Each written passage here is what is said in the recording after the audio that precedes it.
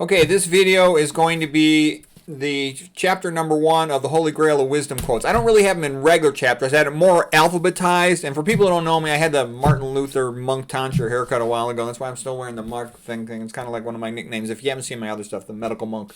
Okay, so the Holy Grail of Wisdom Quotes is from this book. And the way I started out the book is what I call appetizer quotes. After this appetizer section at the beginning, it's going to then become the by alphabetical order of individual authors. And by the way, this is the quotes I'm reading here are not exactly the same as the original book. The original book was written years ago, and I just kept the file and I added tons more quotes to it. So I mean, the quote. This book was only about about 700 pages, but I actually have thousands of pages of quotes. I didn't put them all in there. I just put the best stuff in there. So anyway, so what I'm trying to say is, if you buy the book, you'll notice that the book doesn't have as much as what I have here, but it's close, but not as much. Anyways, okay, so I'll just start with some of the best quotes. Also, Ashley Brilliant, he said, "Life is the only game where the object of the game is to learn the rules." And that's how it is in life. You often keep screwing up until you figure out what's going on, and by the time you figure out what's going on, it's often too late. Okay? Things like, what do you really want to study? Who should you really look to as a mentor that you could really learn from? If I hung around with the Schultz brothers at the beginning of my college rather than waiting until the end of my sophomore year, I would have had a better wrestling career. And if I had redshirted a year. Okay, William Blake, think in the morning, act in the noon, eat in the evening. And that makes sense. We're smartest in the morning, so do your intellectual work as soon as you wake up. Jump in your chair and start doing your intellectual stuff. Don't work out first. Don't shower. Don't eat. Sit in the chair and get to work if you want to have great academic achievement. Act in the noon. Good time to exercise. And then eat in the evening. Fill your belly and go to sleep. All right. Marcus Aurelius. A man should be like a rocky cliff against which the waves break, but the cliff stands firm. So what that means is, basically, we're all half screwed. I consider myself lucky because I'm only half screwed. A lot of people are totally screwed in life. And what I'm saying is, I hung around with this one emergency room doctor when I was a medical student, as a role model. My dad sent me to hang around with this emergency room medicine guy, and he'd been a special forces soldier, and he was a pretty cool guy, real muy macho, very nice. And I noticed that there was no BS with him. He would talk to the patients, and he was almost kind of completely emotionless. I actually didn't like that, but I respected it.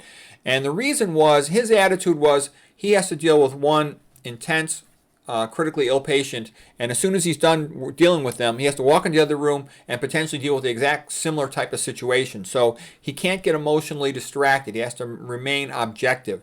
So he was a cool customer. And I like I said, I respected him, but he wasn't that much fun to hang around with. I liked hanging around with the ortho doctors because the ortho doctors were always joking about sports and women and fun stuff. And whenever there was a complex medical problem, like, Mrs. Jones, her sodium's too high, he'd be like, call the internist. I don't manage sodium. Get out of here.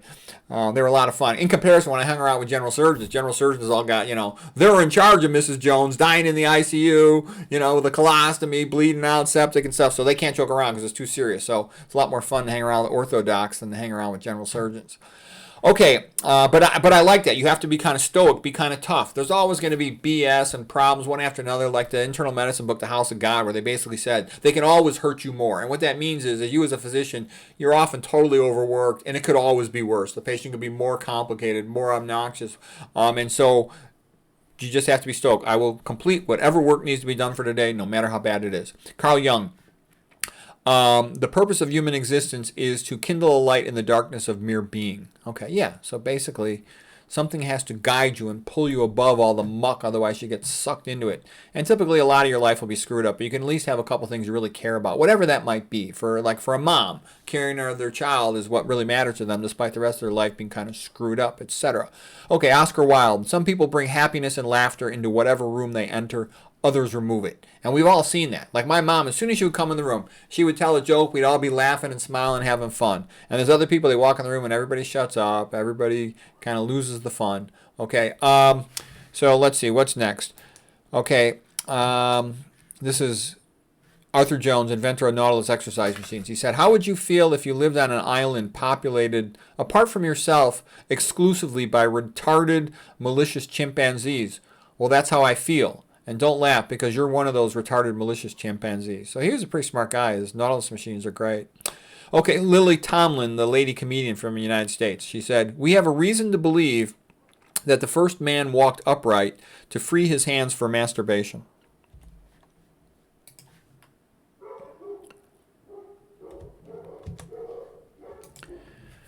Okay, here's a quote by Aristotle. "The proof that you know something is that you can teach it." Yeah, that's a good way to learn something well, is write a book about it or give a class on it or make a YouTube video about it.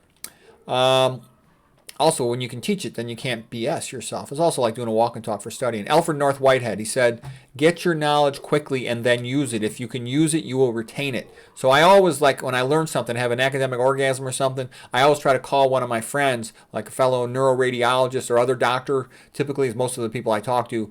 And I know if I have a conversation with them, I'll remember the case better. I'll even sometimes call the resident and show the resident a great case, just because I know if I share that case, it'll stick in my mind better forever. Okay, Lionel Standing. "The capacity for recognition of memory of pictures is almost limitless." They showed people like almost 10,000 pictures, and they could remember almost every single one of them the next day. And the point being is, if somebody gives you a vocabulary list of 10 words, you can't even remember those 10 words the next day, but you could remember 10,000 pictures. So that's why picture learning is so powerful. And that's another reason why I love all this art so much, because they had all these illiterate people in the Middle Ages and stuff, and the way they taught them the Christian story was by looking at the paintings inside the Catholic churches. Okay, Baruch Spinoza. "The more intelligible you can make a thing, the easier it is to remember." Yeah, so if you want to remember something, talk about it, have conversations about it, compare it to other things, make metaphors, etc., jokes, drawings. Okay, Tim Ferriss. "The best way to improve mental performance is to improve physical performance." Yeah, when you exercise, you activate neurogenesis, angiogenesis, all the good stuff in your brain, mitochondrial biogenesis, synaptogenesis. We talked about how exercise turns the brain on, because the purpose of the brain is to survive. When you walk down a path in a forest, a jungle, a prairie, you got to use your brain to survive. Okay, Garry Kasparov. "Mental energy," he's a great world champion chess player from Russia. "Mental energy is connected to physical fitness. One of the reasons I stayed on top so long was that I was tremendously fit. At 36, I was fitter than most opponents 10 years younger." Yeah, I got that intellectual endurance. Key factor in genius academic performance. Adlai Stevenson. "A beauty is a woman you notice. A charmer is one who notices you." Okay, yeah, charming woman, man, that goes a long way to make a woman lovable and adorable, and you want to be around her. Okay, like my mom was like that. She'd always like pay attention to you and compliment you or make a joke about you. Okay, Mary Pettibone Poole. "Charm is the ability to make others feel attractive." Sounds good. Jules Renard, the French guy. "Love is like an hourglass. When the heart fills, the mind empties." Yep, men become stupid when they fall in love. Any guy over 30 will tell you that.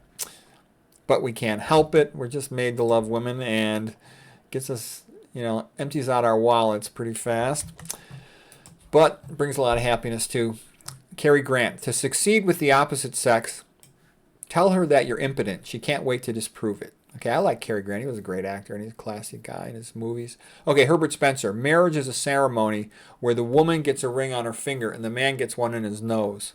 Yeah, I like the Ben Franklin quote. He said, too, "Before marriage, a man should have his eyes wide open. After marriage, he's best off if he keeps them half shut."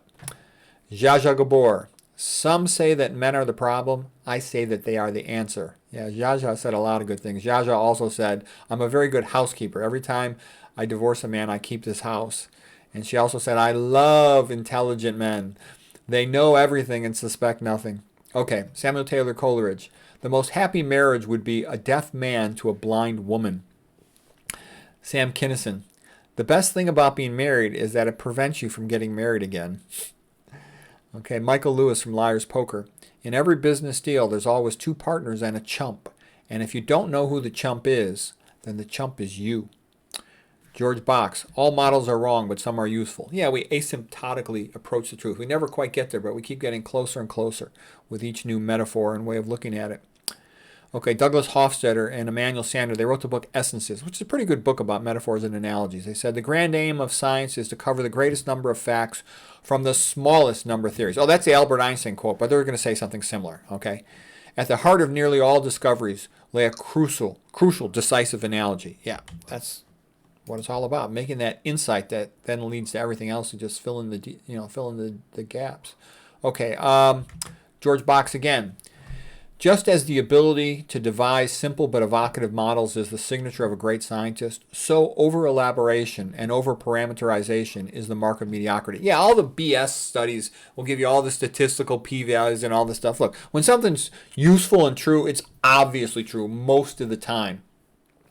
You don't, like I said, you don't need a big study to show when something really works. For a pharmacological study where it's BS, they'll need, 5,000 patients to show a 3% improvement or some nonsense. Okay, Jose Ortega Gasset, the Spanish philosopher, the metaphor is the most fertile power possessed by man. Aristotle, ordinary words convey only what we already know. It is from metaphor that we can best get hold of something new. That's how we learn new stuff. We compare it to what we already have in our mind. Okay, Orson Scott Card, metaphors hold the most truth in the least space. Okay, John Pollock, the former speechwriter. A good metaphor can trigger emotions that lead to a desired pattern of thinking and behavior in others. The goal is to get them to accept the overt premise, even though it's the overt connotation that gets you the benefit. Thomas Carlyle. A person usually has two reasons for doing something, a good reason and then the real reason. I found that a very helpful role because you're going to hear all kinds of so-called phony experts on the internet, TV and whatnot, the radio, and they're going to tell you something and they're going to give you a reason that sounds reasonable, sounds nice, sounds ethical, but it's BS. The real truthful reason will often be to rip you off or even worse. So always ask yourself, what is the real reason? Because you have to understand the real reason in order to be able to predict future events. Okay, Edward de Bono.